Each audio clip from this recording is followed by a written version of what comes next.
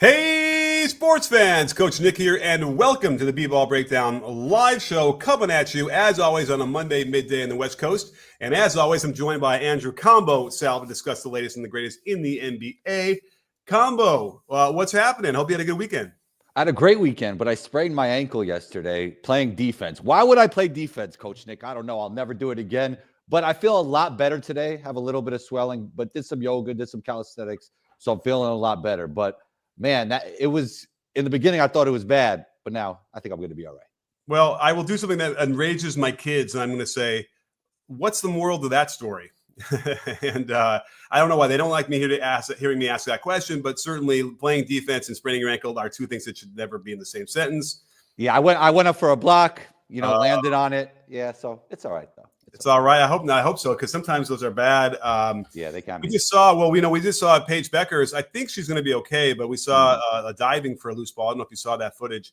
The ball was there. Her leg was in between the ball and the defender. The defender decides to dive anyway. Kind of slow-mo, but like maybe a little extra push after the contact to kind of continue into her leg. It was gnarly, man. Yeah, so what, a sprained ankle on a dive? That's new. No, it was a knee injury that that sucks. would have been bad because it really it torqued her knee. And it was, Beckers was on her feet and this defender was going down. And again, we talked about this before. It came up again with who got injured. We just saw somebody get injured and I just shared it. Help me. No, it was a viral tweet about diving. We just saw in the NBA. I mean, Tatum almost got injured yesterday, but he seemed okay on a dive. Yeah, that was a couple days ago. I'll look it up in a second. Okay. But at any rate, we need to, and part of it is like there are reasons to dive for sure, but there are also times we need to be a little more judicious. And I think it's the inane diving drills and the constantly screaming, get on the floor stuff that it needs to be trained differently. At any rate, great to see you. Great to have you. We got a lot to talk about today. What's up, everybody? What's up, Jacob out there? DeAndre, good to see you. Buzzer beater, always salute. Don't forget, if you want us to answer one of your questions, which is a great way to do it, it's a super chat function on the YouTube side. So head over there. If you're not, it's maybe a clearer picture for you too than if you're over on Twitter. And chop it up with us. We'd love to hear from you. Martin Jose up there is always a part of our show. It's great to see you, as always. So I suppose we could start with what we put in the title. Do you want to do that? Yeah, I mean, we've seen with this team, and we've been saying this for a while, Coach Nick, when we're talking about the Suns, is that on offense, there really is a redundancy in skill set when it comes to Beal, Booker, and KD. KD happens to be 7 feet. That's what makes him an all-time great. But on top of that, they made some fixes to the point guard position right this offseason. That's okay, but they still don't have rim protection, especially when KD is not playing. And when KD is playing, they are 14-8. They're a little bit better than, or a lot better than when he's not playing, because not only he's such a great player, but he provides a little bit of rim protection. So it's starting to seem like that Nurkic and Beal might not be the right fit for this team. And it's a great thing that you brought it up, because we're talking about how they're not starting all of a sudden. They're going to change the starting lineups. No, the interesting thing about this is that, Beal has a no trade clause in his contract. And it sounds like they would like to trade him, but he's going to have to agree to it. And so Jaden Ivey, that was what it was. Thank you so much, Martin and DeAndre. That was the guy who got injured maybe a season over because somebody dove into him. Why am I completely blanking? I'm going to, you know what? I heard he got really hurt, right? Damn. Yeah, it was bad. I have maybe I'll call up the tweet and I'll share the screen so we can see it, because why am I blanking? It's like sometimes life happens and I've been sleeping terribly and I just forget stuff. But where is it? Live. It's riveting. I know.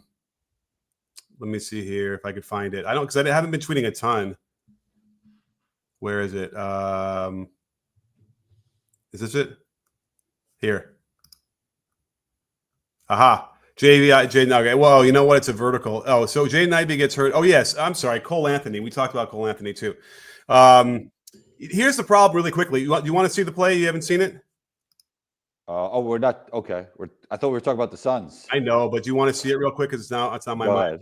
All right, let's just show everybody, because I got it all set, ready to go. So let me do this. Share screen. This is live, and I know if you're listening to this as a pod, you probably can picture this if you've seen it. Can you see this? Oh no! So here's this angle, which is not a great angle. Boom. Oh, Foot got stuck underneath him. Got blast. He got blasted off over, the ground. man. So here's the thing. He lays out completely for that loose ball, and that's sort of what they say. A lot of players should be doing and lay out the loose ball. He does. He might even get his hand on the ball first, and so I've been kind of grappling with this notion of, how do I argue with somebody who's like, well, he laid out, dove, and he actually got the ball first, because if he does, he might tip it to a teammate, whatever, like that. That by example or by definition should mean that he dove and it was fine, right? But he obviously broken left fibula. Thank you, Martin Jose. He obviously, went through the leg to get it, and that's sort of the thing when you have these coaches who are screaming, yelling, and they run these terrible drills about diving for everything. We need to see that now. Becker's was a similar kind of play, but not as much force in the dive. We don't want to have things like that. That's a horrible injury for a guy who's playing really well and on the ascension. I don't think he'll come back this year from a broken fibula. So that's a real problem. Yeah, they say bones heal better than ligaments, so we'll see. Hopefully he come back full force. Right. Just not this year, I don't think. I mean, we'll see. What's up, Chip? Great to see you. Hey, I will let you should come on if we have a referee thing we got to talk about, although I think we might if we can get there. But we'll see if Chip's still around a little bit later. We can talk about, there was an interesting flopping call during the game yesterday, which I know we're going to get to the Thunder Celtics. And actually, he might be here to explain it to us in a few minutes if he's still around. Okay. Go ahead. Anyway. Proceed. All right, so we're back to the Suns. We're back to Beal. Do you think that this is their way of trying to get him to agree to a trade by benching him for the first time in 10 years? I don't know. I heard there's some locker room turmoil, so we don't really have inside information, or at least I don't. But Chris Haynes, I think, reported that some things were going on in the locker room, and that's why they made this decision. Now, there wasn't anything specific that Chris reported, right? We don't know between who, but we have to imagine. The vibes are bad is basically what he's reporting. Yeah. And, so you have to imagine it's like, maybe KD spoke up and then Beal is like, hey, man, whatever. And then Beal was probably sort of around this. I don't know if Nurkic would have been or not. Now, Nurkic is, it was suspended, so he hasn't been playing the last 3 or 4 games. And so that hasn't even been the issue with what's going on in the last 4-game losing streak. But I did pull some numbers out. You want to hear some numbers? Talk to me. All right. So my favorite thing to do a lot of times on the NBA.com/stats, they have a great page you can find on the on-off summary, on-off court summary, where you can see in the advanced numbers. So you can see, what the team is when each individual player is on the court versus off. So Bradley Beal has got the worst difference of the entire team by far. And what that means is if you look at the offensive rating on-off and the defensive rating on-off, and you combine those two, his impact is negative 12.6 overall. The next player is Tyus Jones, which is shocking because Tyus Jones is really solid and doesn't hurt your team.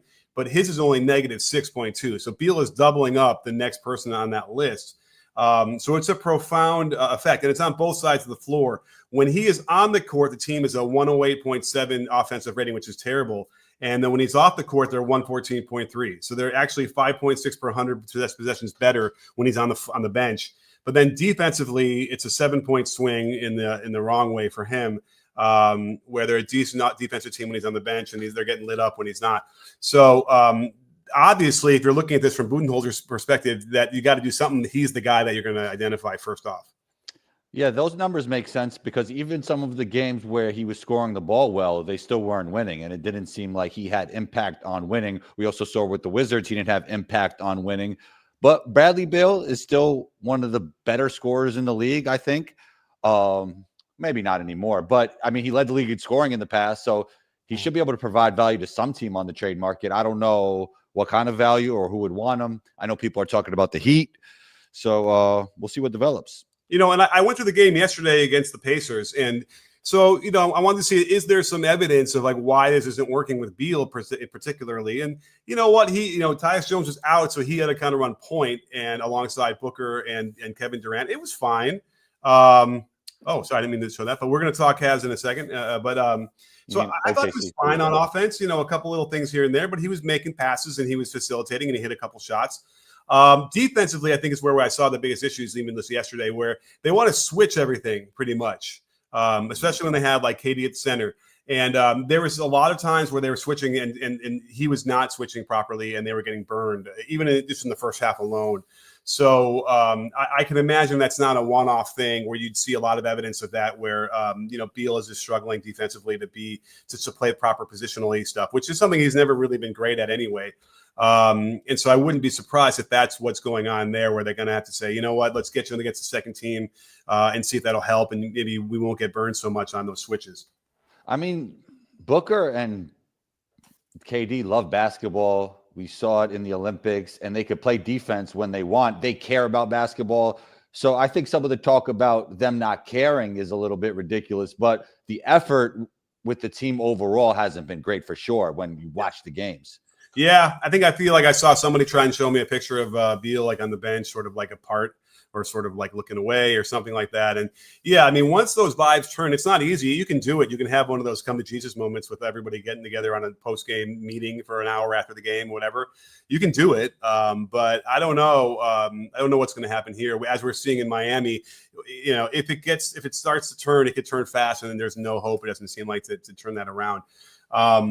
But so I don't know. But that would be my thing. Now, Nurkic, interestingly enough, is a guy who's never really made plays defensively. So when he's been on offense for them, it's been okay because he can get them some buckets. He can facilitate with his passing. Since this team's gotten together like this way, his impact passing wise has gone down dramatically. He's not being any kind of focal hub. And as a result, he's taken more threes than ever in his career, and he's shooting 30%.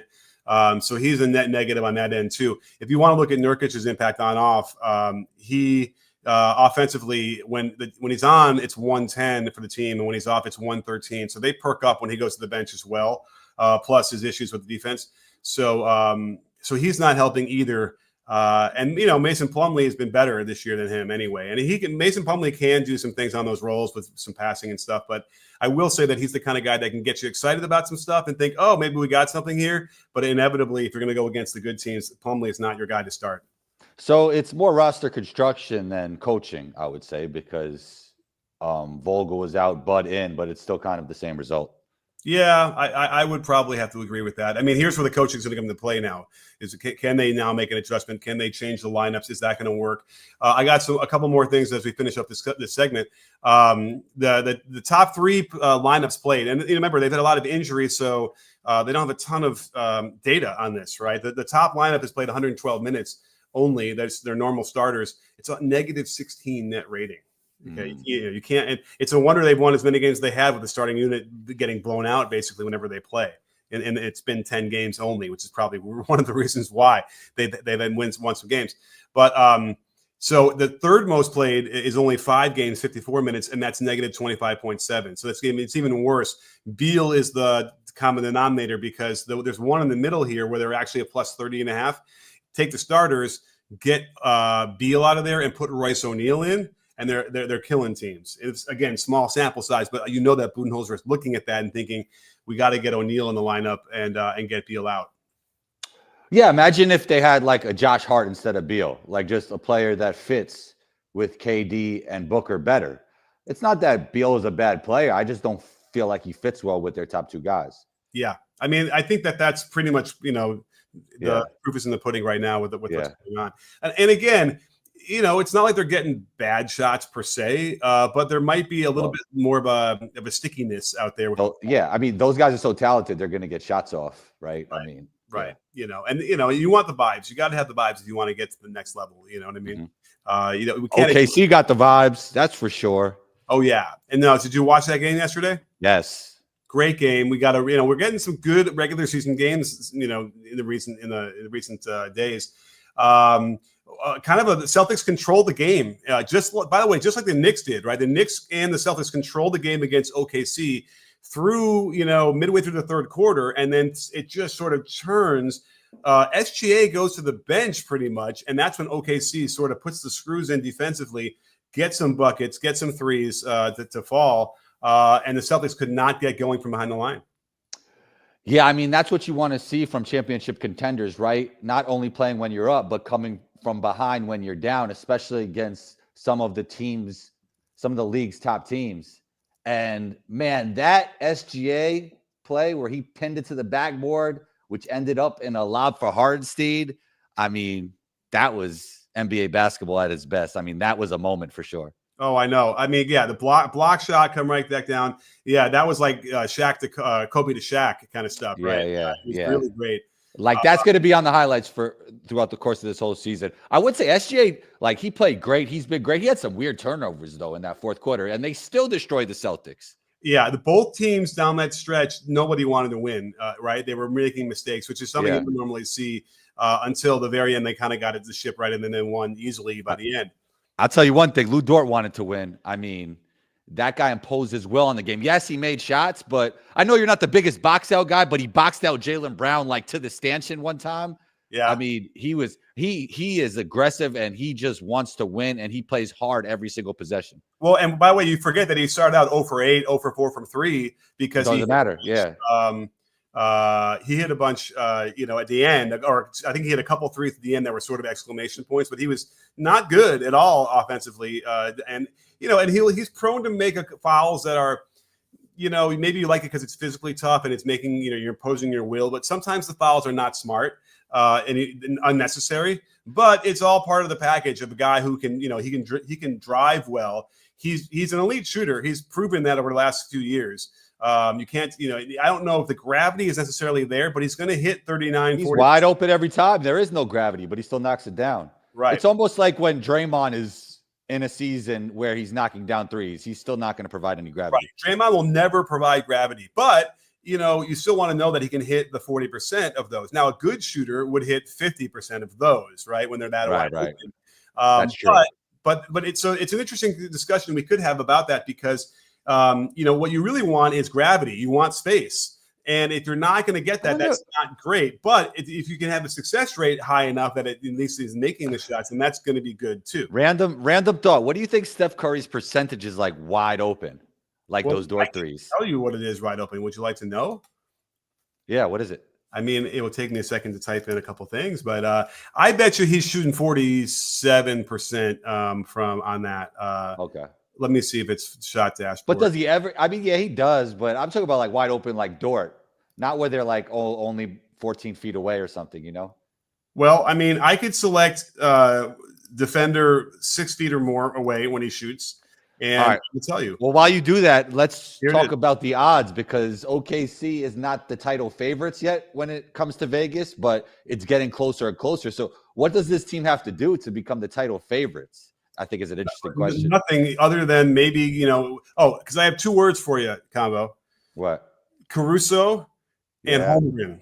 Yeah, I think that's right because it's not like a guy like Cam Thomas or Julius Randle that you have to insert back in, right? Like these guys fit really well with the rest of that team, and it's going to be seamless when they come back. Their defense is obviously going to get better, and their offense is going to get better as well. And then you could see some interesting Chet Hartenstein lineups, which, man, that could be dangerous. And they needed that because they were getting hurt with they had a Cornet KP lineup in there, which is strange. They hadn't done that all year long, and it was hurting them a little bit. Mm-hmm. So they could have easily gone Chet and Hartenstein. But by the way, they now have Jalen Williams back, and they could have gone. That's one thing I thought Dagnall got a little bit caught with his pants down, where he should have been able to play Jay Will and Hartenstein together to combat that, and didn't.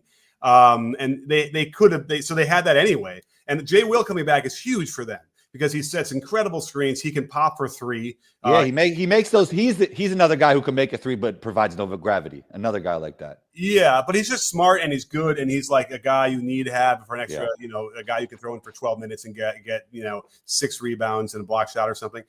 And by the way, talk about vibes.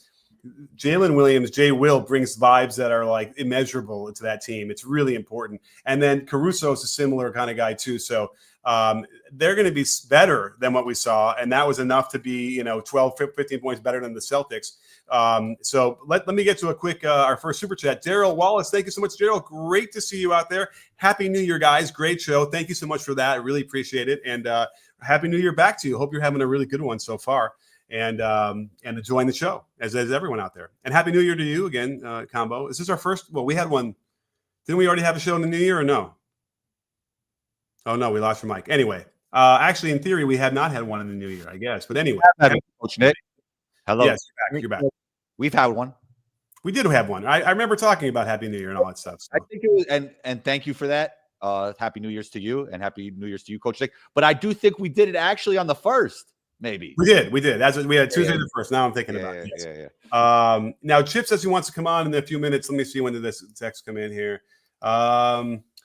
Yeah, he might come on if he's available another like 6 or 7 minutes. If we're still talking about it, we can bring him in because there was an interesting play I want to talk about. Dort got called for a flop, and it was an interesting rule that Chip might want to weigh in on it because I wasn't really aware of the flop rule and how that's supposed to go down.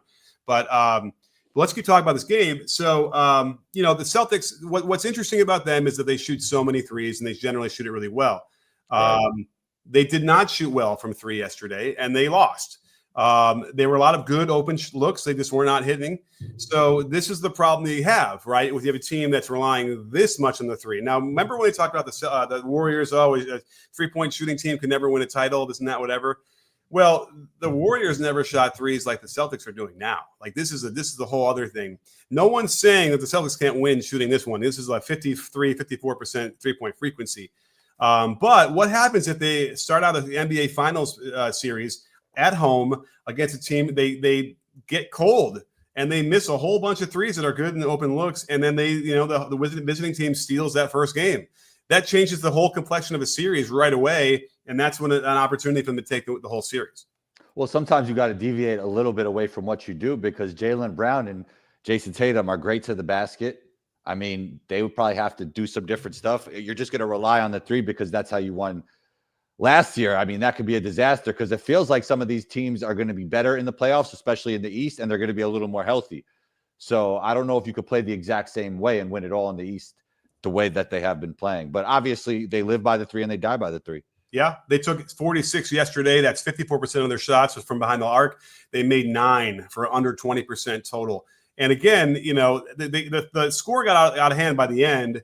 But it was very close. And if they had hit, a few more, then it would have been, a game down the stretch as well. I mean, like this could be some Monday morning quarterbacking, but they didn't feel like they had the same level of effort as OKC, right? Or is just some of that OKC is the younger team and they have more energy in that regard. And some of the Celtics players did have a long offseason, playing in the Olympics. Yeah, no, there's no question that a lot of loose balls were gotten by OKC. They were just quicker, better. But that said, if there is a team that's going to be that team that gets every loose ball, it's going to be the Thunder. They have length, they have size, they have aggression, they have all the things that you like as a coach on the defensive end.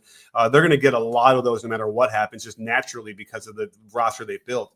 So the question you've asked earlier was like, what would be in the way of their title aspirations? And one of the things would say is 3-point shooting, right? That's one thing. Now they ended up 16 for 38 for 42%. They shot great as a team. I think there was a stretch where they weren't as good, and then Dort hit a few toward the end, and they finally started knocking him down. The thing is, do you know what OKC shot last year from three? What? It was like 39%, number one in the league. So now the year before that, they were again, 18th, 17th, whatever that was, very mediocre. And they became roster-wise a better shooting team this year, if you think about it. Giddey goes to the Bulls. Yeah, but most of the guys are the same, right? So it's very similar to what they had last year. Well, no, but you have more spacers if Giddey's not playing. Fair, yeah, that too. So as a result, like there's going to be probably a regression to the mean. They're going to eventually start shooting a little bit better.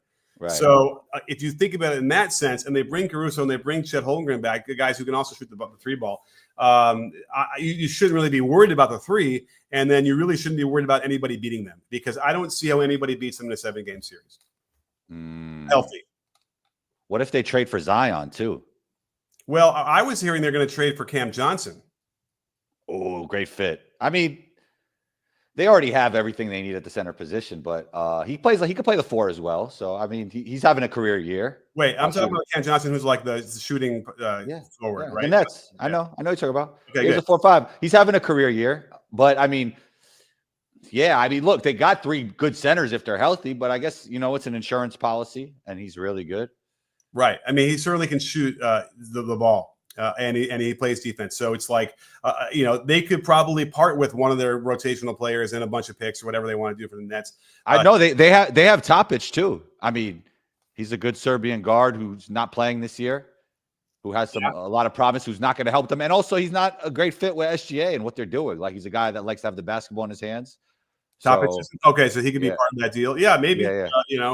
Something like that. So Johnson's shooting almost 44% from three, and the Nets are trying to tank, so that makes sense. He's doing him off the dribble. We've seen some good stuff there, so he would be a really great fit, and probably gettable. I mean, it looks like the Nets would probably be willing to deal if they can get a bunch of picks.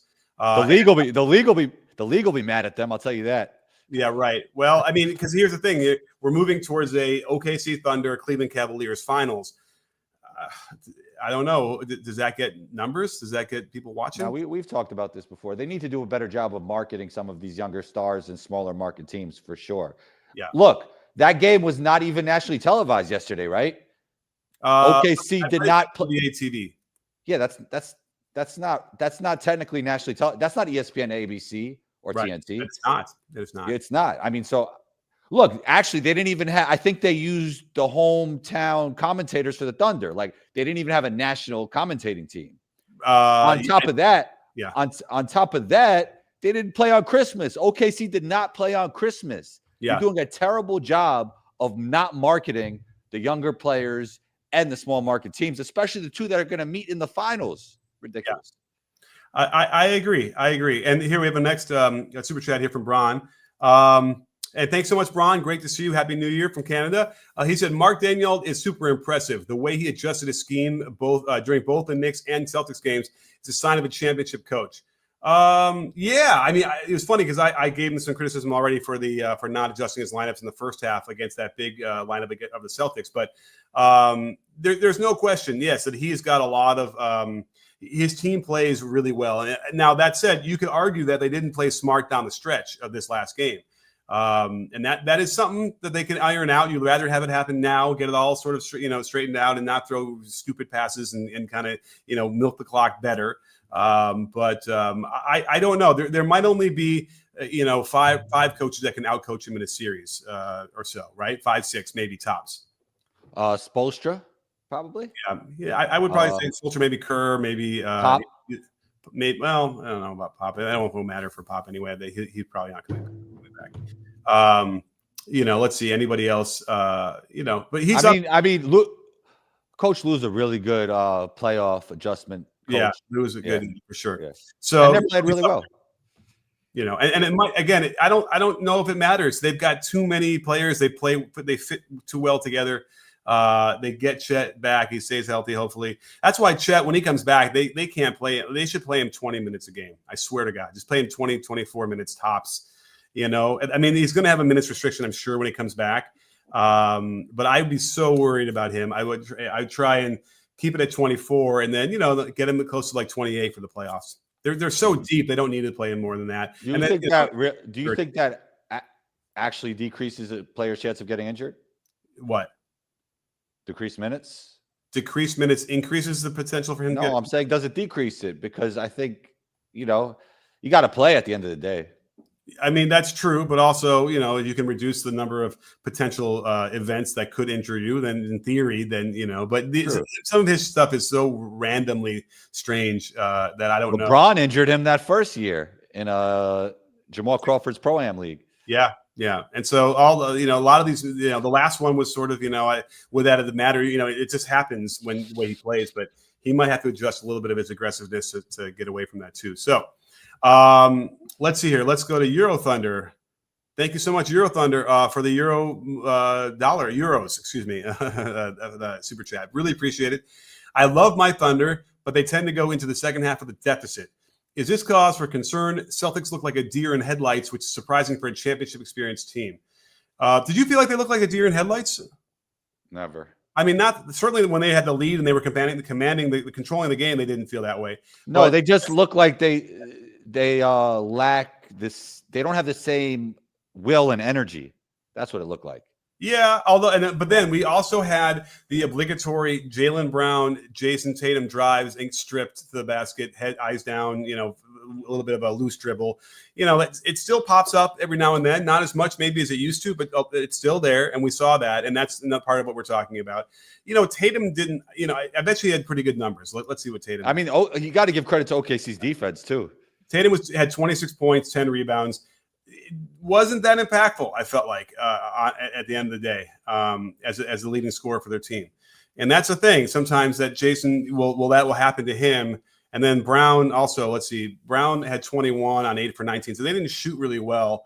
And that was a big thing. And again, if they made, a decent amount of threes, then they win that. And that's that variance that people are trying to capitalize on. So let's go to Bronze. Another question real quick. And then Thanks, Euro Thunder. We appreciate you. So Bron, thank you so much, Bron, for multiple super chats. Always great to see you. I was so caught up with the OKC side, I forgot to ask, are we back to having the Tibbs minutes conversation?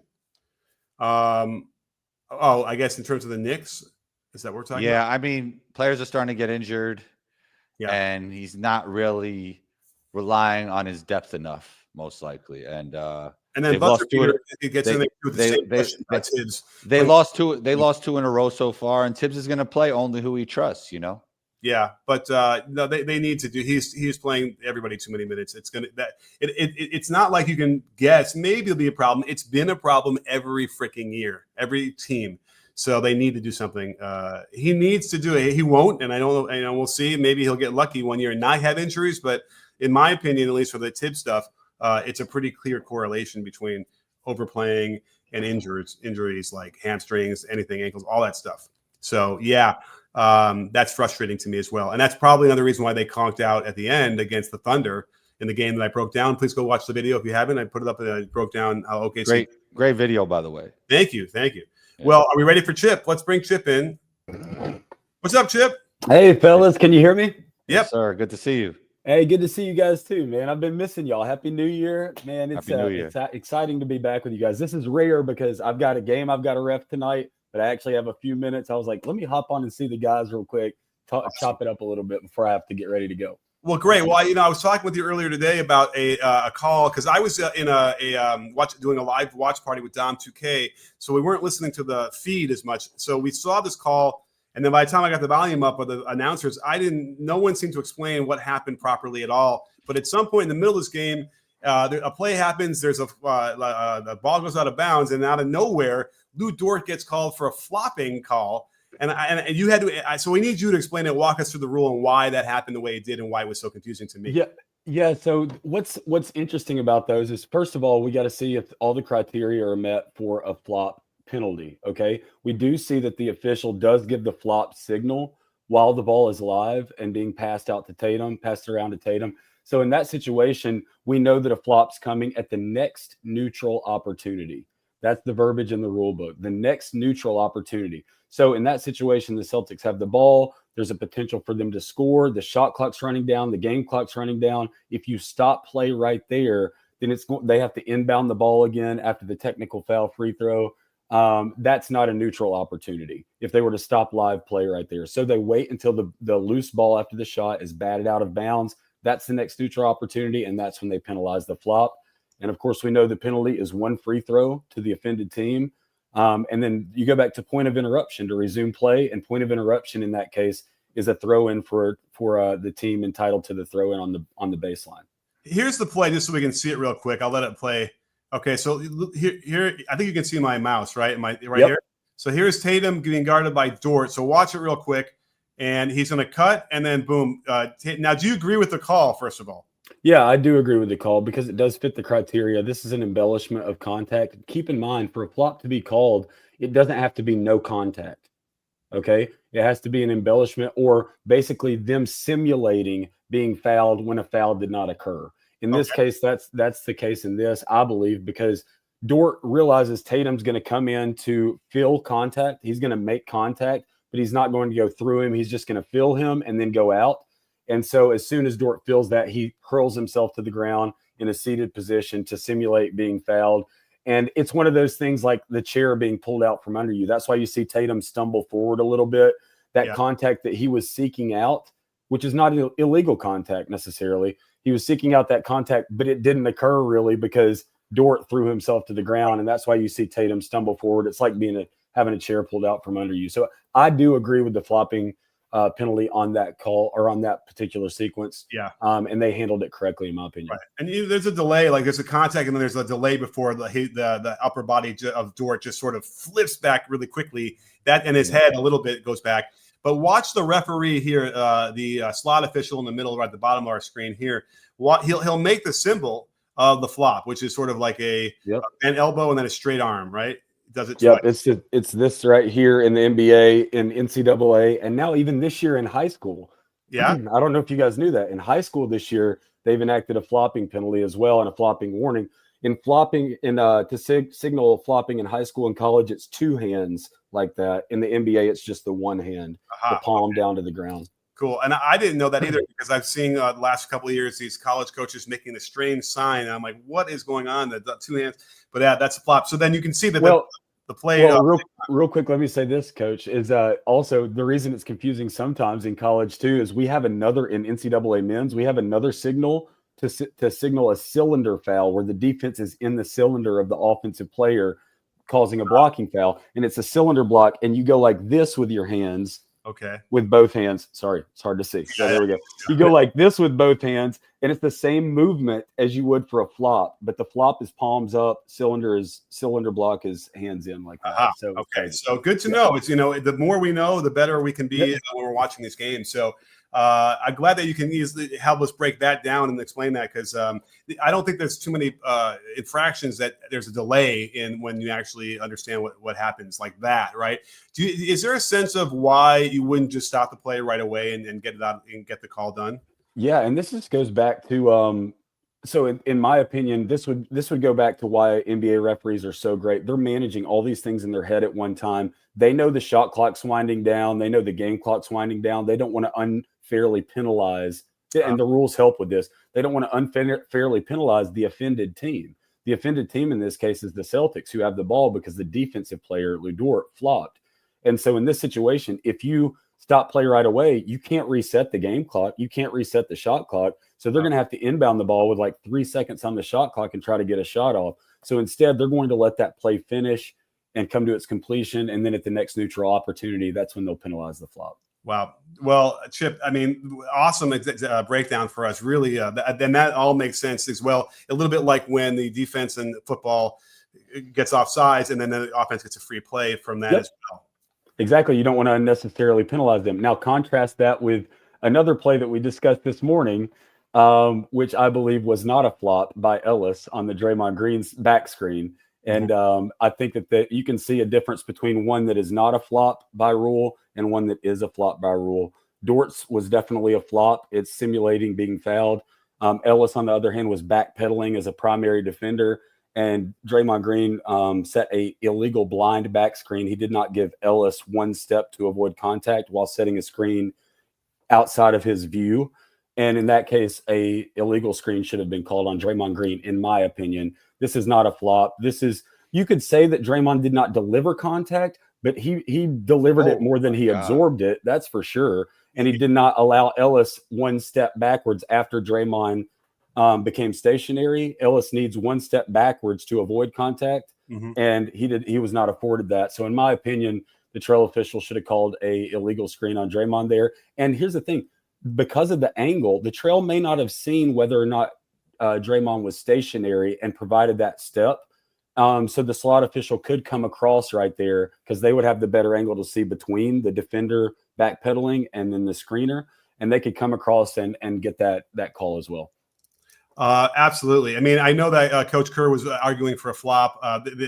I think he might have just been upset of the score and just needed to vent something, because that was clearly an illegal screen and needed to be called as such. And that's dangerous. We've seen guys hurt their necks that way as well. You can get all sorts of pinchers, all sorts of things happening that way from a blind screen like that. At the very least, it's like if you do it from the side and maybe they can brace for a second, right? But that's a blind one.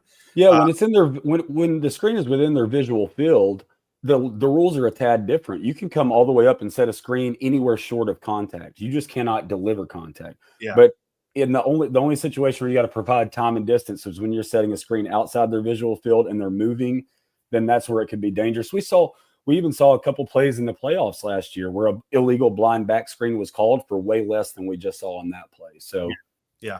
Well, Chip, thanks so much for coming on the show and breaking it down. I really appreciate it. Well, I'm sure we'll see you some more going into the future as we have some more calls to go over. Man, it's so great to see you guys again, man. Y'all have a great night tonight. Wait. I have one question. Okay, what's up, Combo? All right, so let's go retro. I didn't even get to ask you anything. Was Michael Jordan's final shot, which wasn't his final shot because he returned to the Wizards, a push-off? Okay, I'll just tell you this, Combo. You're not going to like my answer, but what we look for as officials is elbow to wrist extension. Maybe you've heard me talk about it before, but just simply putting your off arm on a defender. And I think in this case, it was MJ's left arm. Yeah. So he's dribbling with his right arm. He puts his left arm bar on Byron Russell. And so what we look for on that play is, so now you've got your elbow and your wrist contacting, essentially that arm contacting the defender. When you go to pull back and stop, we look for an elbow to wrist extension, which means the wrist remains in contact with the player, but the elbow does not. That means that arm is illegally extended, and we look for displacement. The reason that call is so daggum tough for officials is that's not the only thing we look for. We look for that extension, but we look for, are they displaced? Is the defender displaced? In that case, Byron Russell is backtracking and giving ground. So it makes it harder to see if he's displaced or if he's just still continuing to move backwards on the pullback. Okay. And that's why a lot of fans, when they watch the NBA, they still complain about this. Oh, that was a push off. That was a push off. Well, the defender is giving ground and they're continuing to move backwards when they stop their dribble and do the pullback. And so that their momentum's still going to keep going that way. Maybe they have a little help, but it's not necessarily an arm extension. But let's apply that principle here. He's got the arm bar there. And then he puts the hand on the backside of Russell. It's a quick off touch, or he's touching. Russell is still giving ground. So he's touching right here. And then he pulls back like he touched a hot potato or something like that. So in this case, Russell is giving ground. MJ goes to stop and pull back.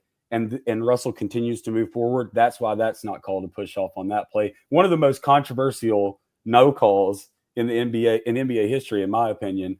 But it's one of those that I believe was it was right to let that go. I don't see him displacing him. I see Russell turning to run and then continuing his momentum when MJ stops. Yeah, that would never be called a push off, I don't think, in any situation. So, but it was a controversial one back in the day for sure. It still remains that way because we're still debating it. So I love it. And we didn't have the ability to look at this like that frame by frame, which is really nice. Yeah. I remember in 1999 at a party in LA, screaming and yelling at a couple of these different plays from these series and not having any way to go back and prove anything other than in our memories. So great stuff. Thank you so much, Chip, for coming in here, and we'll see you soon. You guys are the best, man. Have a great day. We'll talk soon. Take care. Right. Now, we got to wrap this up a little bit too. I got to get to my political pod in a minute. But we got another super chat real quick. So we have Alan. Thank you so much, Alan. Great to see you as always. Best friend of the breakdown. Alan says OKC still has a ton of assets. There's no way they will draft players with those picks. Bold prediction: they might cash out for a guy like D Book. That's interesting. I don't know if Booker fits any of their part of their timeline. Does he? No, but Zion Williamson does. I just think, and we didn't get to Jimmy either, but Zion and Jimmy are in the similar thing where they just break down too often. I would never want to risk picks for that. Yeah, I think you would actually have to give up more for D-Book than Zion and even Jimmy. And then, Zion's contract is actually more friendly to the team, right? Yeah, and listen, Zion, when he is healthy, is overwhelmingly dominant, right? And it could lead the league in scoring without shooting threes, which is unheard of in this day and age. So, there is obviously, if he could stay healthy, and he came into the season this year in pretty good shape. In full health, don't you see a great fit there? I guess Zion, anybody would want him on your team, I would think, so yeah, but is that what they need? Like, I don't know. J-Dub is already, a guy who can give him 20 something in a similar position. So, I don't know. And the vibes are good there. I don't know exactly how that fits in with Zion and whether it's a distraction and whatever. But unfortunately, Zion's going to need to play like 2 seasons in a row where he can play 7 games and prove it. I think as great as OKC is, a healthy Zion would make them truly unique in the way that Porzingis made the Celtics unique last season. Yeah, I mean, yeah, that is true. That he makes him unique. He would make him unique, but again, this chemistry thing is a real. It's tough. You don't want to disrupt it if you don't have to. But that said, they have way too many picks, so they're going to have to do something with them because there's no way. They don't have enough roster spots for all those. And so I would imagine the reason why they amassed them was to make some sort of deal. And because is relying on Isaiah Joe and Cason Wallace, like, is that going to get to the title? Like, that might be what they're looking at and realize, you know what, we got to package them too and a couple of firsts and bring in, now Jimmy Butler is a guy like I don't think I would want him either. I think he's killed too many teams and he's brought some baggage with him that, there's enough there. Yeah, but in the beginning, he helps them usually. Yeah, exactly. And I love Jimmy. There's nobody like he is a top 5 player when he is really going, but then he breaks down and he's not a top 5 player. And the team can't get past wherever they got to, which is a couple finals, which is great. And shouts to Jimmy Butler because nobody thought he would have this career coming into the NBA. So right. I mean, I remember. I wonder if I can find the video. I remember when I first saw him with the Bulls as a rookie. I mean, like, there's something here we got to look at. But yeah, I don't think I would have thought he would have led 2 teams to the finals and been an inch away from staying healthy enough to lead him all the way to the title, which, one of those years I think he could have. So it's really, really tough. But, at this point, he's laid waste to a couple 3 teams now. I don't know. I would be very wary about bringing him in. That said, I had an idea. Do the Bucks want him? Was he fit with the Bucks? Is that what they need? Zion Williamson? Oh, Jimmy. Yeah, he fits. I mean, I think that's a good star fit with Dame, Jimmy, and Giannis, right? Especially you could go. Especially with Chris. Make it happen. Chris could play alongside Jimmy because he shoots the ball so well. I mean, I'm thinking they might have to part with Chris Middleton to get him. And by the way, if I were Miami, I would want Chris Middleton, even though, again, he's another guy who can't stay healthy. Yeah, that's the problem with Chris. I mean, he's just still really a good player, but he's not the player he was so far. Yeah. And I think that Chris Middleton would be great. They lost Strus.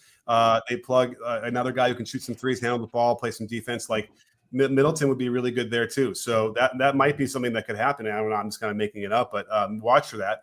We got one more super chat. Let's get to Euro Thunder. Thank you so much, Euro Thunder. Again, multiple. Zion is bad for Thunder culture. He has no self-discipline. I mean, okay. I mean, I can't argue with that. I mean, I don't even know about the self-discipline. I think actually OKC is the best place to be for a player that doesn't have discipline because there's nothing to do there. Okay. Yeah. And then maybe it'll rub off on him a little bit. Yeah. I mean, like in New York, Miami, where he's at now. Yeah, it's tougher. Absolutely. Well, we'll see. I don't think that's going to happen. I guess if you're going to ask me whether they're going to pull that trigger, no. I'm thinking the Cam Johnson thing because they'll get shooting. Any trade that the Thunder will make will probably be to shore up some 3-point shooting, I would imagine. So Cam Johnson would be the top of my list. Everybody contender. Oh, and if you could get, not to harp too much on my own put, but if you could get Jordan Hawkins and Zion. Okay. Jordan Hawkins is a crazy movement shooter. I don't think he'll find time on this team, though. Right. Yeah.